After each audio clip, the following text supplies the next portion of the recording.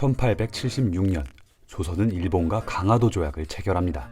조선이 외국과 맺은 최초의 근대적 조약이자 강압에 의해 체결된 불평등 조약으로 조선 침략의 첫 발판이 되었던 사건이죠. 그리고 같은 해 7월 황해도 해주에서 백범 김구가 태어납니다. 김구의 어린 시절 이름은 창암. 창암은 동네에서 소문난 개구쟁이였지만 글 공부에도 특출났는데요. 창암이 글 공부를 결심한 데는 남다른 동기가 있었습니다. 창암은 거리의 양반을 보며 아버지께 질문을 합니다. 아버지, 저 사람들은 어찌해서 양반이 되고 우리는 어찌해서 상놈이 되었습니까? 한 가문에 진사가 셋이나 있지 않더냐. 그럼 진사는 어떻게 하면 됩니까? 과거 급제를 해야지. 창암은 그 뒤로 과거 급제를 목표로 열심히 공부하였는데요. 시간이 흘러 1892년 17세가 된 창암은 드디어 과거에 도전합니다. 이 당시 조정은 수구파와 개화파로 나뉘어 싸우기 바빴으며 열강들 사이에 끼어 국정은 갈수록 갈피를 잡지 못했는데요. 창암은 과거장에 도착하자마자 큰 실망을 하게 됩니다. 이 애비가 다 손을 써두었으니 너는 이제 외운 대로만 쓰면 된다. 예, 아버지. 내가 정탁을 해두었으니 이번 조시는 무조건 합격인 거야. 이미 결과는 정해져 있었고 시험은 형식에 불과했는데요. 창암은 크게 실망했고 양반이 되고자 하는 꿈을 접고 맙니다. 이 당시 창암은 어떤 생각을 했을까요? 이 봉건적인 신분제도에 맞설 방법은 없었을까요? 그로부터 1년 뒤 동학교들이 붙인 벽보가 한양 곳곳에 나붙었습니다. 동학은 1860년 평등 사상을 바탕으로 체제우에 의해 창시된 후 반외세 사상을 주장하며 조선 팔도에 확산되었는데요. 창암은 이처럼 사회구조의 모순과 개혁을 제창한 동학에 전적으로 동감합니다. 그리고 고향인 해주 지방의 동학도 오응선을 찾아가 동학에 입도하게 됩니다. 그리고 이때 이름을 창암에서 창수로 개명했는데요. 이것은 새로운 삶을 뜻하는 것이었습니다. 창수는 동학에 입도한 후 활발한 포교 활동을 하였으며 몇 달 만에 창수를 따르는 신도가 수백에 이르렀습니다. 그리고 해주 지역의 동학군 선봉장이 되어 해주성을 공격, 패배하게 됩니다. 평소 창수를 시기하던 동학군 이동엽의 배반으로 황해도의 동학군은 뿔뿔이 흩어지게 되는데요.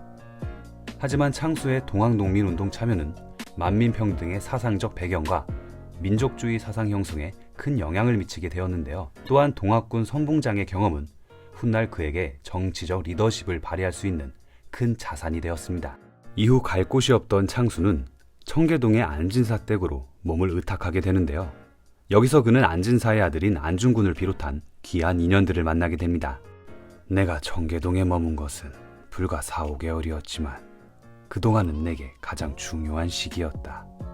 첫째로 안진사와 같은 큰 인격에 접한 것이요. 둘째는 고사님 선생과 같은 의기 있는 학자의 훈도를 받게 된 것이었다. 흔히 김구의 스승이라 알려져 있는 고능선은 해서지방에서 손꼽히는 학자였으며 안진사의 초청으로 청계동에서 머물고 있었습니다. 창수는 매일 선생을 찾아가 세상사를 이야기하며 토론하고 학문을 배웠는데요. 당시 조선이 처한 상황과 이를 위해 앞으로 무엇을 해야 하는지에 대한 고능선의 가르침은 창수의 민족의식 형성에 많은 영향을 주었습니다. 청국이 청일전쟁의 원수를 반드시 갚으려 할 것이니 청으로 넘어가 국정도 살피고 청의 인물들과 관계를 맺는다면 후에 기회가 올 때 서로 도움이 될 것이다. 그리하여 창수는 청국으로 떠날 결심을 합니다. 또한 이런 말도 하였는데요. 예로부터 천하에 흥해보지 아니한 나라 없고 망해보지 아니한 나라도 없다. 그런데 나라가 망하는데도 거룩하게 망하는 것이 있고 더럽게 망하는 것이 있다. 어느 나라 국민이 의로서 싸우다 힘이 다하여 망하는 것은 거룩하게 망하는 것이며 그와는 반대로 백성이 여러 패로 갈라져 한편은 이 나라에 붙고 한편은 저 나라에 붙어서 외국에는 아첨하고 제 동포와는 싸워서 망하는 것은 더럽게 망하는 것이다. 참 와닿는 말인데요. 단지 저 당시의 상황에만 적용되는 말은 아닌 듯합니다. 김구는 조선이 어떤 나라가 되길 원했던 걸까요? 다음 시간에 더욱 자세히 알아보겠습니다. 그런데 이 상황, 뭔가 익숙하지 않나요? 지금까지 역사 라디오였습니다.